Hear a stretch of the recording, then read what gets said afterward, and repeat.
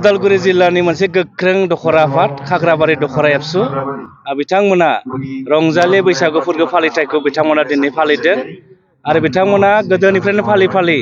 देग्लाय 29 बोसोराव आगान होबाय आरो बे रंजालि बैसागु फोरबो फालिथायजोंनो बिथांमोना गेवलां मोसानाय बादायलायनाय बे हाबाफारिखौ लादोंमोन आरो बे हाबाफारियाव बिथांमोना आंखौ बेखेवगिरि महरै बेखेवनो खावलायदोंमोन बे लेखायैनो बाहागो लानो मोननानै जोबोद गोजोननाय मोनबाय आरो दुलाराय बर' फरायसा आफादा जोङो फोथायो गोथौयै फोथायो मोनसे हारिया बुहुमाव हारि महरै आबुं सिनायथि मोननांगौब्ला बिनि राव बिनि थुनलाइ बिनि बिजों आरो बिनि हारिमुवा जौगासारनांगोन आरो बे लेखायैनो दुलाराय बर' फरायसा आफादा बर' हारिखौ बुहुमाव मोनसे आबुं माहारि महरै जों गायसननो थाखायनो जोंनि रंजालि बैसागु फोरबोखौ जोङो मोनसे माहारियारि फोरबो महरै जों फालिनो थाखाय जों खावलायबोदों आरो बेजोंनो रंजालि बैसागो फोरबो फालिथायजोंनो बर'फोरा जे मोनसे सोदोमस्रि गोनां माहारि बेखौ जोङो बुहुमाव जों गायसननो नागिरदों आरो बे फोरबोआ मोनसे रंजाथाइ फोरबोल' नङा बे फोरबोआ बर' हारिनि मोनसे सिनायथि बर' हारिनि मोनसे दावगानायजों सोमोन्दो दङ ओंखायनो बे फोरबोखौ बयबो जेराव जेराव बर' माहारिया दङ बिथांमोनखौ जोङो फालिनो जों खावलायदों आरो जोंनि फालिनो खावलायनाय लेखायैनो आसामनि खना खनला थानाय बर' हारिफोरा बेखौ गाजा गोमजायै फालिदों आं सानो बे फालिनायनि गेजेरजोंनो रंजालि बैसागु फालिनायनि गेजेरजोंनो गुबुन गुबुन हारि माहारि रायजो जानाय बिथांमोननि गेजेराव गोजोन खौसेथिया फैगोन आरो बैसागु फोरबो फालिनायनि गेजेरजोंनो जों गोदान बोसोर होननानै बुङो आरो बे गोदान बोसोरावनो जों बर'फ्रा आबादजोंनो जोङो सोनारनानै थायो बैसागो फालिनाय फोरबो फालिनायनि उनावनो जोङो आबादथिलियाव जों मावनो थांगोन आरो गोदान मोनसे जोङो जोंनि जिउखौ सामलायनो थाखाय जों जुरिजेनो आं सानो बे फोरबोखौ जों गाजा गोमजायै फालिनानै फैबाय थानाय समफोराव बर' हारिया जौगानायनि फारसे जोङो दावगालांगोन होननानै दुलाराय बर' फरायसा आफादा जों फोथायो आरो बेवहाय फैनानै आं जोबोद गोजोननाय मोनबाय आं बेनि थाखाय खाग्राबारि दखरा दुलाराय बर' फरायसा आफादनि गासै बिबानगिरिमोनखौ आङो गोरबोजों साबायखर बावहरबाय दुलाराय बर' फरायसा आफादनि मोनसे समनि आफादगिरि आरो बिथाङानो बर' हारिनि सिनायथि रैखाथि आरो थामोनथायनि थाखाय बिथाङा गावनि जिउखौ बाउसोमलांदोंमोन जायखौ जोङो बर' हारिनि बिफा बड'फा होननानै बुङो बड'फा उपेन्द्रनाथ ब्रह्म बिथाङा 1990 मायथाइनि 1 मे अर्थात दिनैनि सानाव बिथाङा रुंसारि जादोंमोन आरो बिथांनि रुंसारि सानाव बिथांनि सोरगोआरि गोजोन जिउमानि थाखाय आं आनान गसाइनाव आरज गाबो आरो बिथाङा जोंखौ मोनसे खोथाखौ बुंलांदों दे आं थैनायाव आंहा जेबो दुखु गैया नाथाय आंनि थैनायजों आंनि सान्थौ आरो सानस्रिया थैफालाङोब्लासो आंहा हाजासे हांमा थागोननानै बिथाङा जोंखौ बुंलांदों ओंखायनो दुलाराय बर' फरायसा आफादा बिथाङा जि मोनसे आद्रा सिमां नुलांदोंमोन बर' हारिखौ बुहुमाव गेरेमसा माहारि दानो बिथांनि आद्रा सिमांखौ जों आबुं महर होनो थाखायनो दुलाराय बर' फरायसा आफादा गासै जोंनि बर' हारिनि जायफोर सुबुं दङ बिथांमोनखौ रंजालि बैसागु फोरबोखौ जोङो मोनसे माहारियारि फोरबो हिसाबै जोङो फालिनो खावलायदों आरो बर' हारिनि साफ्रोम सुबुंफोरखौ बर' हारिखौ जौगालांनो थाखाय खामानि मावनो थाखाय जोङो बिथांमोनखौ खावलायदों। आं सानो जों बयबो खौसेयै खामानि मावोब्ला बड'फा उपेन्द्रनाथ ब्रह्मजि आद्रा सिमां नुनाय बर' हारिखौ गेरेमसा माहारि दानाय बे आद्रा सिमाङा मोगथां महर जागोन होननानै जों फोथायनाय दङ। खाग्राबारि दख'रा दुलाराय बर' फरायसा आफादा दिनै 1 मे 29थि जे रंजालि बैसागु बेखौ खाग्राबारि दख'रा दुलाराय बर' फरायसा आफादा सानसेनि हाबाफारि लानानै गाजा गोमजायै खुंनो थाखाय दिनै बे हाबाफारिखौ लादों आरो जोङो थांनाय समाव बिदिनो खाग्राबारि दख'रा दुलाराय बर' फरायसा आफाद हिसाबै जोंनि मैखोम बर' हारिनि माखासे हारिमुफोरखौ दिन्थिफुंनायनि गेजेरजों खाग्राबारि दख'रा दुलाराय बर' फरायसा आफादा दिनै गुबुन गुबुन हारिनि जि मोसानाय हान्जाफोरखौ लानानै जिहेथु रंजालि बैसागु जि मोसानाय बादायलायनाय बेखौ जिहेतु दा जागायबाय थादों आरो बे हिसाबै जों खाग्राबारि दख'रा दुलाराय बर' फरायसा आफाद हिसाबै जोंनि जि हारिमु बेखौ फोथांना लाखिनो थाखाय गोदोनिफ्रायनो जिहेतु जोङो बे जोंनि माखासे हारिमुनि माखासे मोसानायफोरखौ दिन्थिफुंनायनि गेजेरजों जोङो जिहेतु रंजालि बैसागु फोरबो खुंनाय बेखौ फालिबोबाय थादों आरो फैयै फैयै देग्लाय 29 बोसोर जाबाय आरो जोङो बिदिनो फुंबिलिनिफ्राय जोङो बिदिनो गुबुन गुबुन हाबाफारि लानानै जोङो सानसेनि हाबाफारि लानानै जितु गाजा गोमजा खुंदों आरो बे हिसाबै जोङो दिनैनि जि सानसेनि हाबाफारि बेखौ खोब मोजाङै बारहोगोन आरो बेखौ आं दख'रा आफादनि जानानै खावलायदों आरो फैबाय थानाय समाव जोङो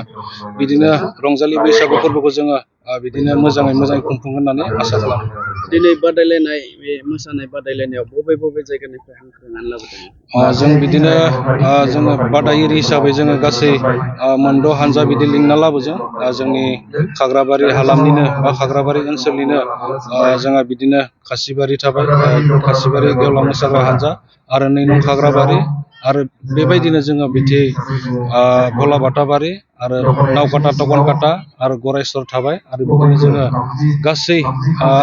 गुबुन हारिनिखौ लानानै गासै बिदिनो 10टा मोसाग्रा हानजा बिथांमोना बाहागो लागोन आरो जों बिथांमोनखौ जोंनि जि दिन्थिफुंनाय हिसाबै माखासे हानजाखौ बिदि बाहागो लाहोदों। बेयाव बान्थानि हाबाफारि लानाय जागोन। बिदि जों बान्थानि हाबाफारि लादों जाय मोसाग्रा हानजाया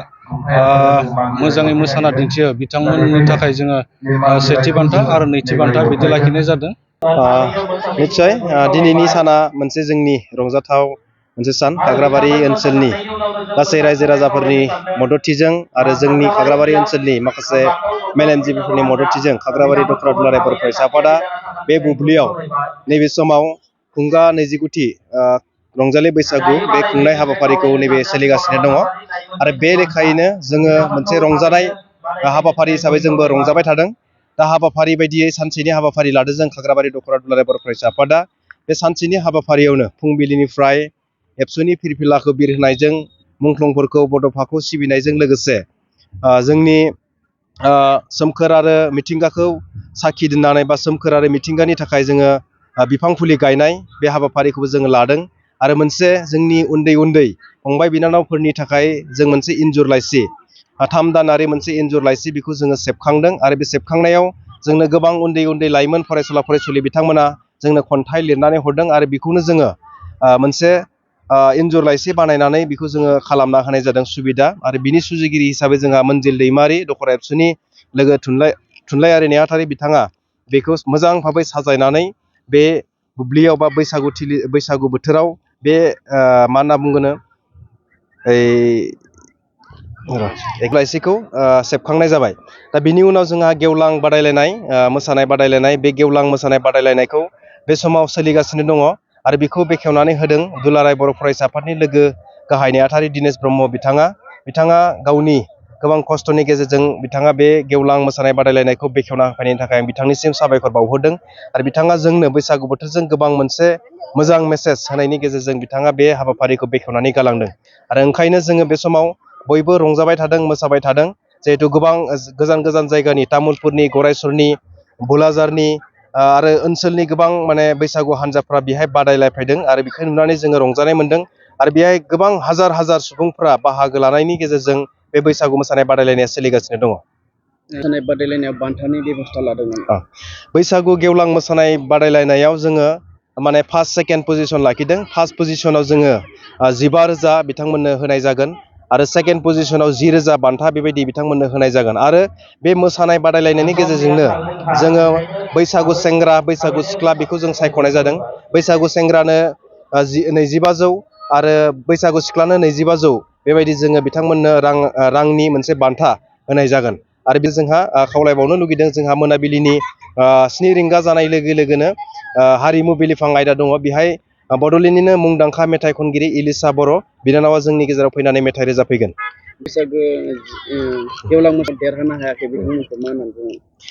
बिथांमोना नार्भास जानांगौनि खोथा गैया। बिथांमोना नैबे समावसो मोनाखै, गाबोन सबनियानि गुबुन मोनसे कम्पिटिसनाव बिथांमोना निस्सय first position second position third position बेखौ जायगा आवग्रिनो हागोन। दा बिदि होननानै नार्भास जानांगौ होननानै आं साना। जिहेथु बैसागुआ मोनसे रंजानाय बोथोरजों मोनसे इन्टारेस्ट जायो। जिहेथु मोजां जानाय बा माने बान्था मोननाय मोनिखौ लानानै बेबायदि एसेबां साननोबो नाङा। जोङो हारिमुखौ जिहेथु सिबिदों, बे हारिमुखौ सिबिनायनि मोनसे लामा बेबो। दा बेनिखायनो जोङो जेबो नार्भास जानांगौ होनना सानाखै। फैबाय थानाय समाव बिथांमोनाबो निस्सय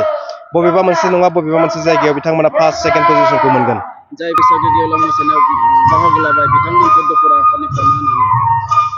जायफोरा दख'रा एबसुनि हांख्रायनाय बायदियै बैसागु हान्जाया बाहागो लाबाय बिथांमोननिसिम जोङो रोजा रोजा साबायखर बावबाय। इयुनावबो बिथांमोनखौ जोङो लोगो मोनबाय थागोन आरो बिथांमोना जोंनि हांख्रायनाय बायदियै माने गुबुनाव हाबाफारि लायालासिनो जोंनि दख'रा एबसुनि बैसागुआव बिथांमोना बाहागो लाबाय। बाहागो लानानै जोंखौबो रंजाहोबाय आरो बिथांमोनाबो कम्पिटिसनाव बाहागो लानो थाखाय जोङो रोजा रोजा खाग्राबारि दख'रा एबसु आरो खुंथाइ आफादनि जानानै रोजा रोजा साबायखर बावहरबाय। गोजोनथाव खौरां। बाजाज बाइक लानो गोसो गुदुं सुबुंफोरनि थाखाय गोजोनथाव खौरां। क'क्राझार सहराव थानाय दावहारु अट' एजेन्सिया 27 मार्चनिफ्राय 30 एप्रिलसिम बिहु एन्ड ईद धामाका अफार आरो एक्सचेन्ज मेलानि गोबां खाबुफोर होगासिनो दं। दावहारु अट' एजेन्सिनिफ्राय बायगिरि बिथांमोना 7,999 राङावनो लवेस्ट डाउन पेमेन्ट होनानै बाजाज बाइक लानो हागोन।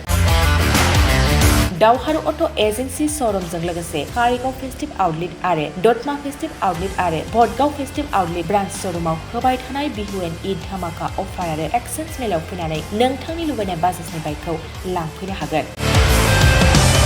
बाजाजनि बाइक सालायनो मोजां मोनग्रा रायजो राजाफोरनि थाखाय दावहारु अट' एजेन्सि श'रुमा बेनि अनगायैबो गोबां मोजां अफार लाबोदों। बेफोर अफारफ्रानो जाबाय जेरै helmet free, 5 litre petrol free आरो गासैबो मडेलनि एक्सचेन्ज खाबुआ एभेलेबेल जागोन। आरोबाव गुबुन मोनसे मोजां खाबुआ जादों 500 रां होग्रोनानै गोसोबादि बाइकखौ नोंथाङा आवगायना दोननो हागोन। गोबां बाथ्रा मिथिबावनो थाखाय 600039878822018193 जानबुं नाम्बारनि गेजेरजों खौरां लाहरनो हागोन।